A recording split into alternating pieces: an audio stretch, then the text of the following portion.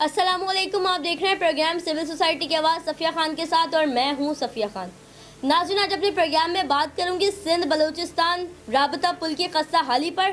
जो पहले तो मैं देखने वालों को ये बात याद करवाती चलूँ कि जब बल्दिया फैक्ट्री में ये आग लगी, इससे पहले कंपनी के जो मालकान थे, धमकी आमीज़ उनको कॉल आ रही थी।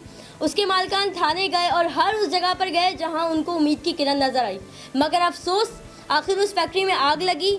सैकड़ों की तादाद में जो है बेकसूर लोग उसमें जाँ बाग हुए, जिसमें 289 अफराद जिंदा जले और 600 से ज़्यादा अफराद ज़ख्मी हुए थे। फिर से तारीख जो है ख़ुद को दोहरा रही है। मीडिया चीख चीख कर ये बात साबित कर रहा है और बता रहा है तमाम लोगों को कि पुल जो है टूट फूट का शिकार है, उसकी मरम्मत कराई जाए। नेशनल हाईवे अथॉरिटी की जानिब से नाजरीन जवाब यह आया है कि पुल ख़तरे से खाली है, सब अच्छा है की रिपोर्ट है। तो सवाल नाजरीन अब यहाँ ये पैदा होता है कि खुदा न खास्ता अगर कोई हादसा पेश आ गया तो उसका जिम्मेदार कौन होगा।